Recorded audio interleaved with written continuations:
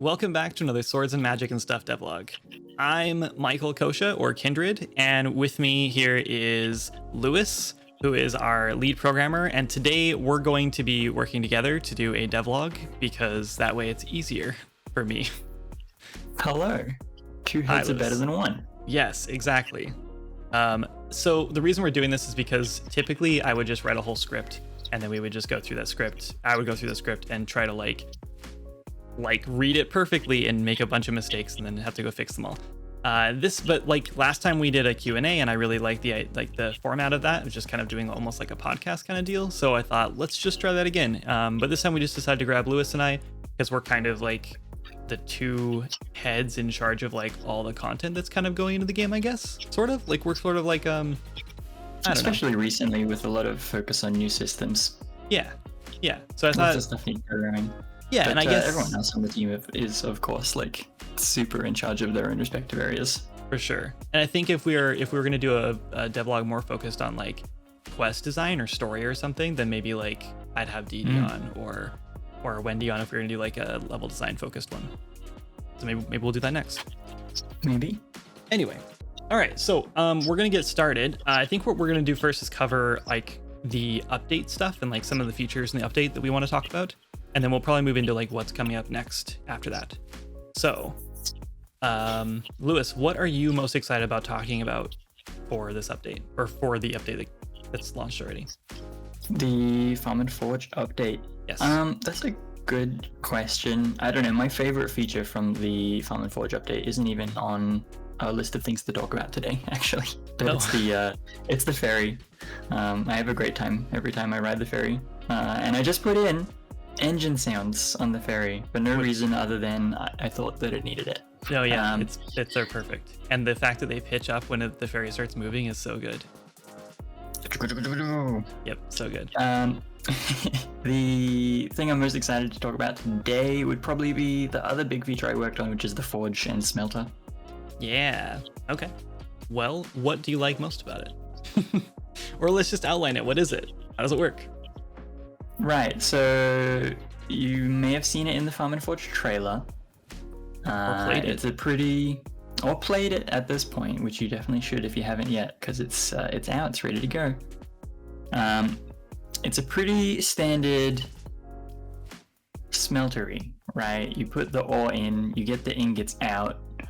But what's most exciting about it, I guess, is the bellows on the side of it, which is just a bit of a brainwave that kind of came out of nowhere. But you put the ore in and you can, wait, I think it's 15 seconds roughly for the ingot to be finished. Or if you're in a hurry, you can just work the bellows. Exactly. And it makes a satisfying noise. Some particles come out of like the forge getting hotter. Yeah, it's so awesome. I kind of like that active crafting if you don't feel like waiting around. Or, of course, you can just smack the ore in there and go and craft some other stuff and come back in 15 seconds when it's done. Yep, I love it because, I'll do exactly that. I'll drop all my stuff off in there and then I'll run over and check, like maybe craft some planks or whatever I need to do. And then after a few minutes, if I'm still waiting for it, I'll run over and use the bellows a few times and finish up whatever I had left. And it just, I don't know, it fits so well into our world too. It's like one of those immersive, like interactive mechanics that just feels good. I love it. And then what makes it exciting for me now is that we have all this back end for a processor kind of interaction, which can be pretty flexible. You can imagine, a pretty similar interaction for a lumber mill or something that planes logs into planks. But we could be a bit more creative with it and have something that you may not even realize is related to the smelter. One of the main ideas we're playing with at the moment is a seed maker, right? So that probably wouldn't have a bellows or anything like that. It may or may not take fuel to make it run. Who knows? It may end up looking completely different. But the idea would be that you put veggies in that you've grown with the farming system, and then you can get seeds back. Maybe you've got a chance to get lots, or maybe if we had like a quality system added a bit later on, that could be relevant. But it's exciting to kind of have this extra back-end stuff behind the scenes. and now we can build on that in all kinds of ways. Another fun idea I had was a smoothie maker. And that was just because we need a few more sources of regeneration. Mm-hmm. You know, when we added foods and attributes in, we went from having exactly half of the consumables in the game give you regen to a lot less than that, because we have now like a wide diversity of buffs that you can get. So now that you can get like extra luck or extra weapon focus, that means there's just like less sources of regeneration. So why not just like use the smelter, turn it into a smoothie maker, and have assorted vegetable juices? I don't know. Maybe it'll work. Maybe it won't. We'll see. You'll see one day. Yep. One thing I've noticed is a lot of players are asking like why they can't smelt the azurite ore into ingots. And they keep thinking that that's because like it's a higher level thing they need to work on or something, and that's not the case. Actually, we have plans for unique smelters that can only smelt certain types of ore. And so you'll find like these unique smelters throughout the world.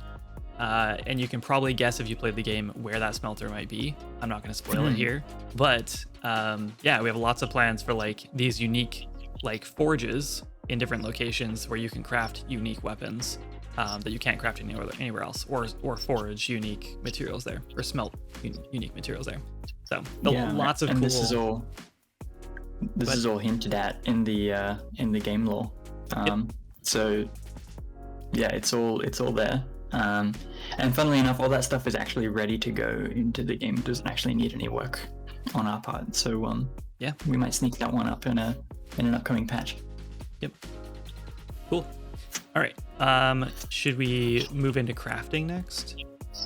Sure.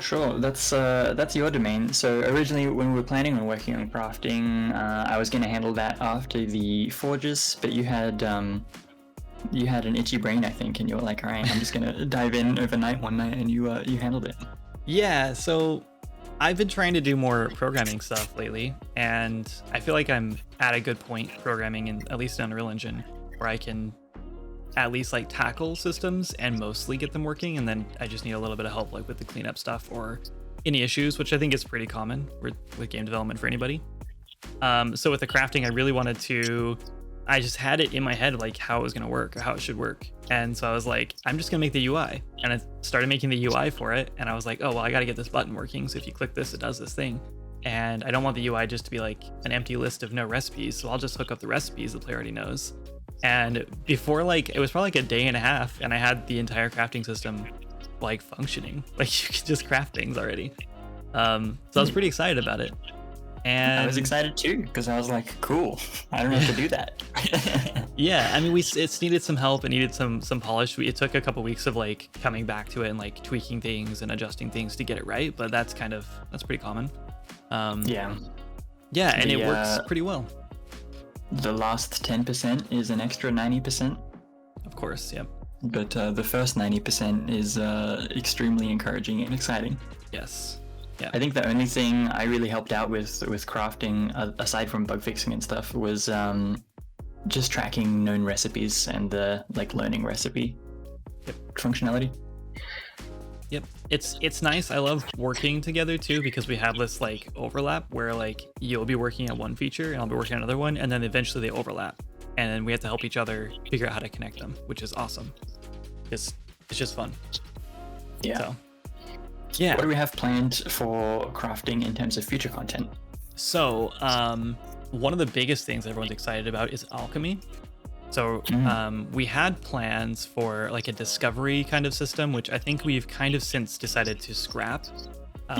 We've moved away from it because the new system just seems to work a lot better. I say the new system, the existing system works a lot better. But we had plans where you could like, well, try and combine this and this and see what you get.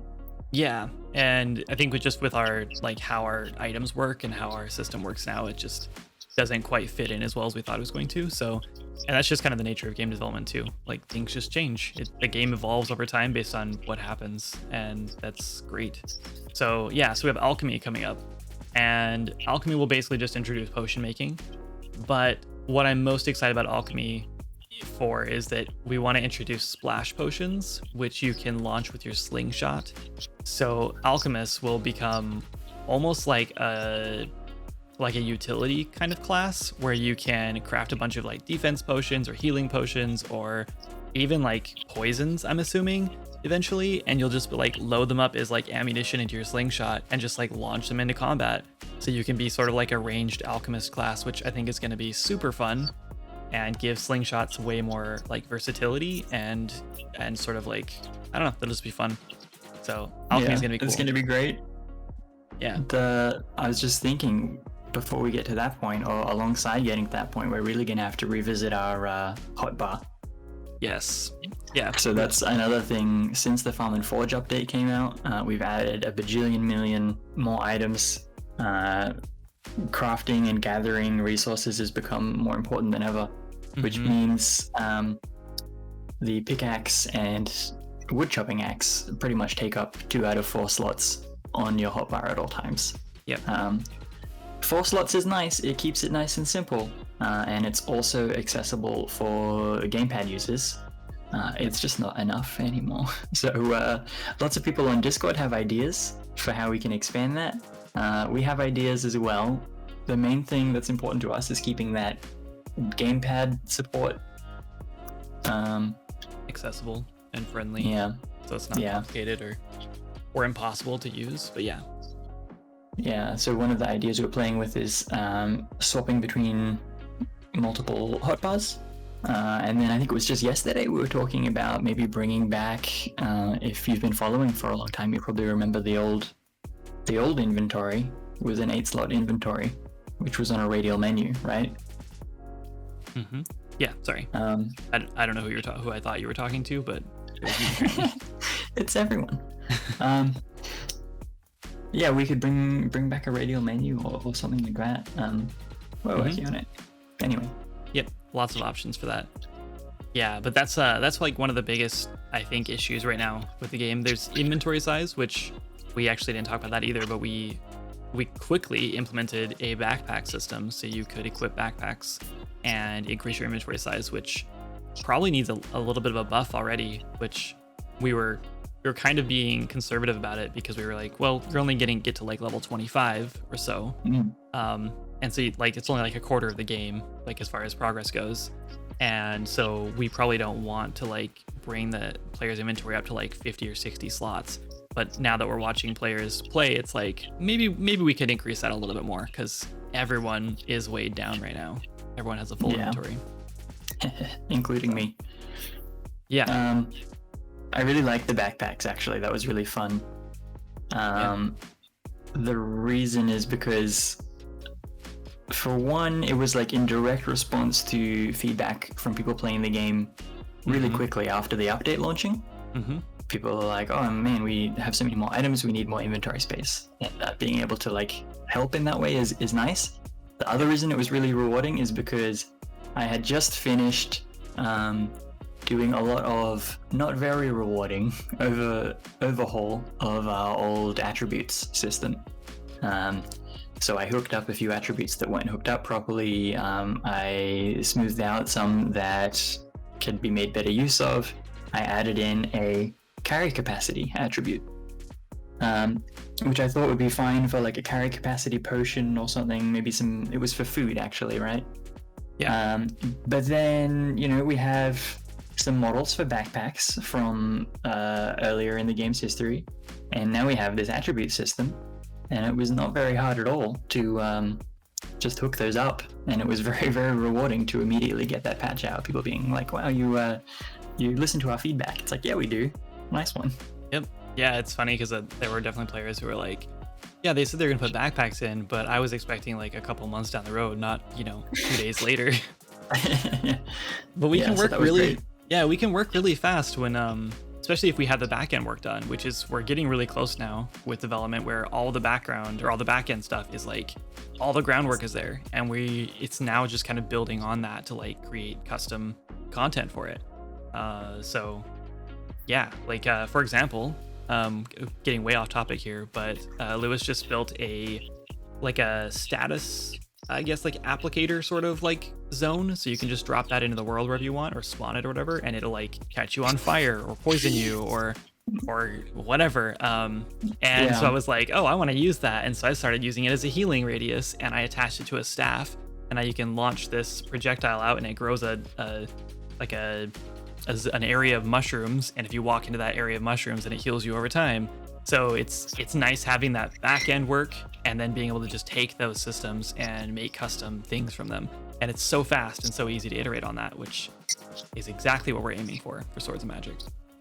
Yeah, it's funny because both of those things are things that neither of us are supposed to be working on yet. Yeah, that's true. I kind of just had the urge to set people on fire. So I thought, okay, when you walk over the campfire, guess what? Yep. Of course, that's not in the game yet until like all the systems are ready to go. Yeah, it's close, but not quite there.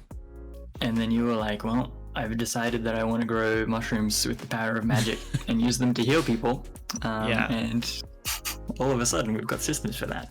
Yeah, I'm kind of a sucker for healing in games, in like co-op games, and that's one of the things that we're definitely lacking in this game right now. I mean, Magic in general, right? There's a huge Magic patch we have planned out to basically overhaul all the Magic, but in the meantime, like I feel like we need to make a few more like unique cases here just to keep everyone interested for a while. Yeah. So do you want to talk about what's coming up next, or what are our priorities for the next update? Sure. Yeah. So what Lewis has been working on and what everyone kind of on the team's been working toward is housing, and but going in hand with that is actually mailboxes, which is kind of important because we're aiming toward we're kind of like looking at the overall design of Swords of Magic, and we're trying to figure out kind of the direction we want the overarching, like, I guess, gameplay loop to go. And we're realizing that we don't have a lot of long-term goals, or like a lot of we're not really like pointing the players at like a goal and then telling them go like we'd want to be. And so we have a lot of plans for that, but one of them is mailboxes, which Lewis has been working on, which are awesome so far, and we have a lot of plans for them. So do you want to talk about mailboxes and how mail will work? Yeah, so if you have a house set up, your house will have a mailbox, which is great for us because that means we just have another avenue to deliver content and to help the players set goals, right? We can send letters that are, quest rewards, or the next step in a quest, or maybe you meet someone on an adventure and then they send you a letter later being like, oh, hey, thanks for helping me. Like, I've opened up a shop over here. Do you want to come visit? And of course, it's Swords of Magic, so you can always just delete the mail and continue growing your corn. Yeah. But it's just an extra avenue for us to kind of help players work out what they want to do next. But we can also use mail to kind of orchestrate these world events that we've been thinking about for a while. I'm just deciding if this is something we actually want to talk about yet. Should we talk about the golem? Yeah, why not? Right? Sure. I mean, sure. So, yeah. If you don't want to be spoiled on a cool event from the farmlands, maybe you can skip ahead to cover your ears. Maybe we'll put a timestamp up on the screen you can skip ahead to. But there's a golem, and it's really cool, and it's blocking off some content, so you've got to defeat the golem if you want to get through to the mines, basically. Yeah. The golem, at the moment, the way it respawns isn't. We're not finished with that. We're going to change how it respawns in the future. But what we'd really like to do is have maybe a world event where you receive a letter, and everyone who's playing in your world with you will receive this letter saying, "Hey, the golem's up again," and then it becomes this kind of like event where everyone can go and help out all at once. Mm-hmm. Yeah, which is really apt for the golem because it's a big fight, right? It's not just like some bandits in the forest. This is like a big thing that you want to prep for. Yeah, and I think right now the the golem doesn't have a lot of scaling going on, so if you have like 5 people fighting the golem, it's relatively easy. But that'll probably be changing as well. So these sort of like world events will probably scale based on how many players are involved. And so yeah, like that'll be one of those things where it'll be easier with more people, but also it'll still be more challenging, so it doesn't just become like really easy. But I'm really excited about getting more events like this, because this isn't the only one we have planned. We have other things planned too, which we won't spoil right now. But yeah, there will be a lot of these sorts of things in the future, I imagine. So I think maybe it might be in past devlogs, one of the ones we're planning on bringing back. So there's a hint for you. Yep. Unless I'm completely mistaken. Yeah, I think we definitely should one off in a past devlog at least. So yeah, that's part of like that's part of our vision, sort of our goal to like sort of like give players bigger content to like, or bigger goals to lean toward, is the mailbox system. And other forms for that would be like bigger quests. Right now, Swords and Magic has a lot of sort of like side quests, which is sort of planned. The game's really about the side quests. It's about like finding something to do and like setting your own goals. But one of the things that I really like to do is make sure that players have like an overarching story that they're kind of trying to follow. And that doesn't necessarily mean like that you're the hero in the story or you're the chosen one. But it does mean that you always have these like grand adventures that are like always kind of like pulling at you to go like finish up or whatever. And we don't really have any of those right now. So our plans right now are like, I guess we want to have like these main epic quests in every zone. So in Azura right now, we have a plan for like the main storyline in Azura to be like the goblin threat, right? And once you finish that, that'll lead into the farmlands, and then the farmlands will have a couple different main storylines because it's much bigger. One of those might be, I don't know, the scarecrows who are wreaking havoc right now, and you'll learn more about where they came from and what's going on with those. And there should be a resolution for those and everything. And then another one is, you know, like an infestation of worms, which is a bit of a spoiler, so I'll leave it at that. We have a lot of these like different storylines that we want to become more grand things that are like big, serious things that require heroes to take care of. And that's really what you are in the game anyways, a hero or someone who's aspiring to become a hero. So we want to like lead the player through the world with these quest lines that sort of give them a reason to keep playing. And I know we don't have this problem for a lot of our players. A lot of our players totally understand the game and they just kind of get in and go, oh, I love that you guys aren't holding our hands and we can just go wherever we want to go and do whatever we want to do. And that's awesome, and that's how we design the game. But there are a lot of players, a good chunk of players, who just want that. They want something that's like drawing them through the game world, and they want a purpose. And so that's what we're trying to design with these quests. And the mailboxes help with that, and the quests will help with that, and even housing should help with that, I think, by giving players an ultimate goal of like building a house somewhere and decorating it.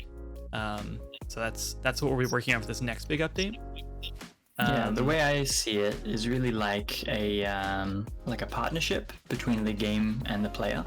Yeah. Where the game is like, all right, well, you know, here's what you got. Here are your options. Hey, have you tried this quest line? Have you experimented with you know, the guards? Have you looked at some of the other factions? Did you know that the ferry needs repairs? Blah blah blah blah blah. And then the players get to choose which of those they want to do, if any. Yeah, I mean, like the goal is, if a player wants to treat this as a farming sim or a life sim, which is a little scary to like for like an indie team to like be tackling this sort of like design, because it's so open-ended and just kind of, I don't know, it's just kind of scary. But you could like, right? Like you could get into the world and you find seeds within like 10 minutes of playing typically, and you could be like, oh, I want to be a farmer, cool. And you can just make that a goal, and that can be your whole goal, and you can play the game for, from what I'm experiencing, like 40-50 hours just being a farmer and make a bunch of money and just do that and never even have to touch a sword if you don't really want to. There are definitely ways to go about it. In fact, a lot of people have asked if there's going to be a way to like play the game as a pacifist, and I think you can already do that.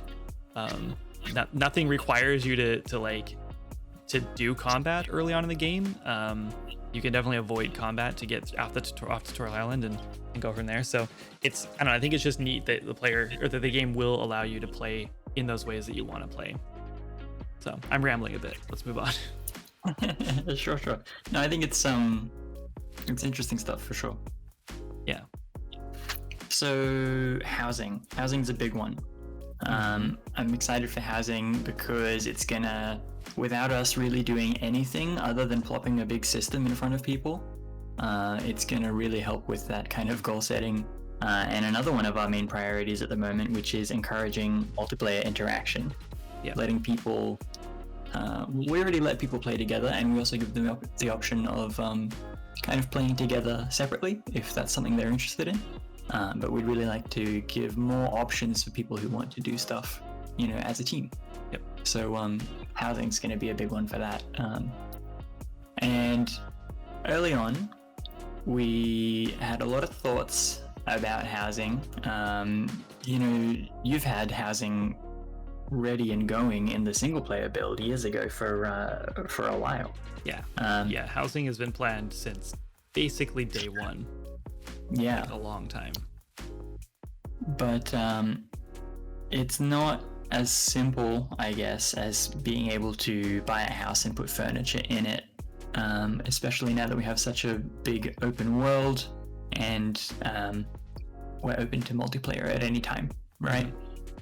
Yeah, some of the big problems were early on we wanted to let players just build their house wherever they want.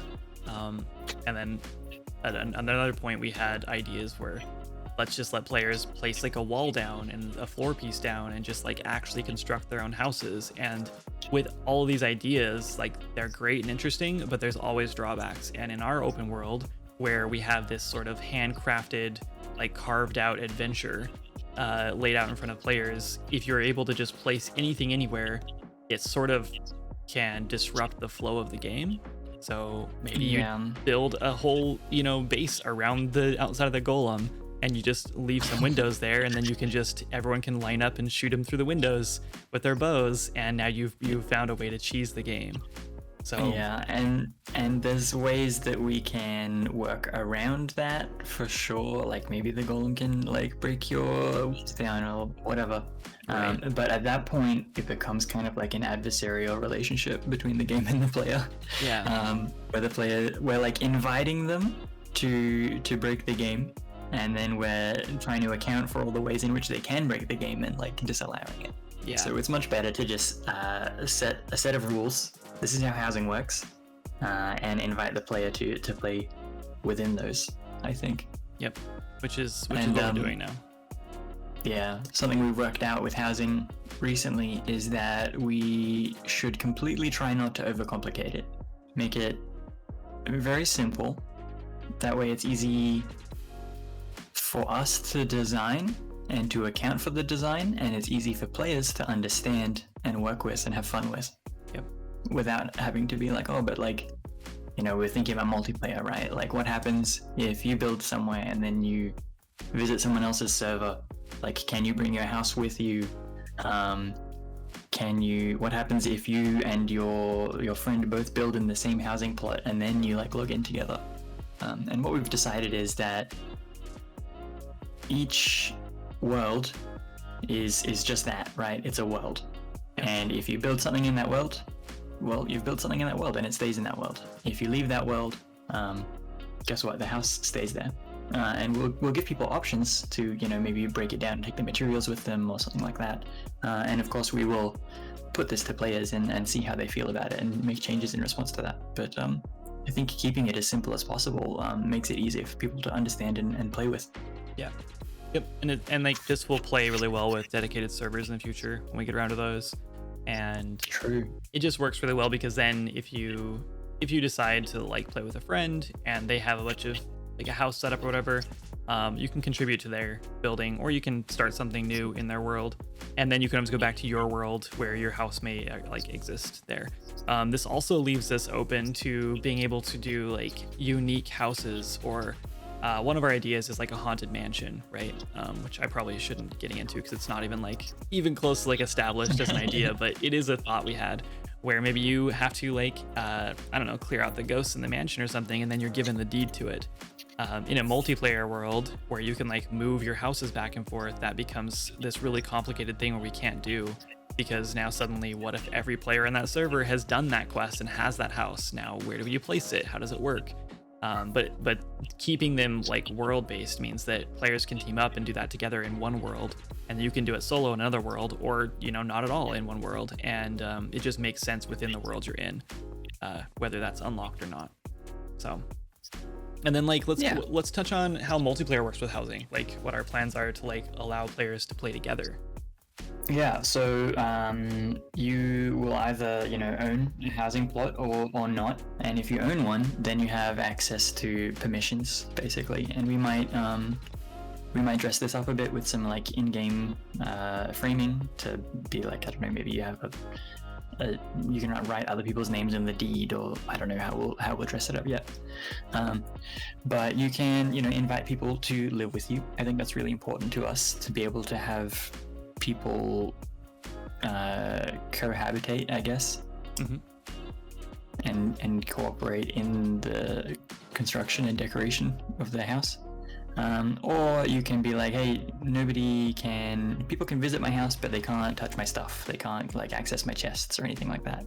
Or maybe you don't mind. Maybe it's just open property because you're dressing it up as like a community crafting center or something, and like everyone can use everything that's in here. Yeah. That's probably one of the things I'm most excited about, because like when you think housing, in most like MMOs or RPGs or whatever, you kind of just have a house, it's there, and it's one purpose, it's just a house. But in our vision for this, it's not just a house, it's just a plot, right? It's an empty plot of land that you purchase, and you can place a house on it, or you can place a shed on it, or you can place some like garden plots you can plant there, or you can place fences there, or whatever you want, whatever sorts of things we create for you to like unlock or craft or whatever, and then you just place it on this place. So you can create a guild hall if you wanted to, and then you can leave it open to the public and let all players who join the server enter it and do things in there. Like it's just, there's so many possibilities as a player to like build an entire community within like an area that I just think is going to be really exciting. Yeah, and stables as well. Yeah, and not only that, but it's not even just like visual things or like decorative things, but also like interactive like utilities, right? So maybe you can place your own like seed maker there, or your own forge there, or you can I don't know, there's just so many possibilities, we have ideas in the future for like carriages and stuff. It'd be kind of cool to like integrate that kind of stuff into your own plots and things. So there's just a lot of possibilities that we could play with this system that we can expand on in the future. So we're excited about it. So yeah, you can probably expect very simplified, like the minimal version of housing in the very next update, which and I say minimal, but like we're probably going to have pretty much everything working in there. It'll just be like we'll be adding features to it as we go, just like everything in early access. That's kind of our design philosophy, is we just kind of give you a tool, and then we listen to feedback and build onto that tool and expand and grow it and make it bigger, and then make it interact with everything else in the world. So yeah, but we're not putting a time on the update just yet. Yeah, we'll tell you when we've got a time. When we've got a time. You'll know when we might miss the time. Yeah, exactly. Yeah, but yeah, you will know that the next big update is going to be housing. You heard it here. So 2025 housing update. No, I'm kidding. We have no idea when, but it won't be 2025. That's for sure. So, all right. Well, we are 26. I think we're coming up on like 35 or so minutes. So, okay. We almost made our 20-minute. Almost. We can edit it down. I think there's a few bits though that we can. Yeah, we can probably do that. Anyway, thank you guys so much for watching and hanging out. Don't forget to check out the game on Steam. There will be a link down below. You can also check out our website, which is playswordsandmagic.com, and join our Discord if you want to be involved in more real-time conversations with the dev team and other players of the game. We're also, I think, coming up, we have a game jam coming up really soon. We do have a game jam coming up. I'm excited.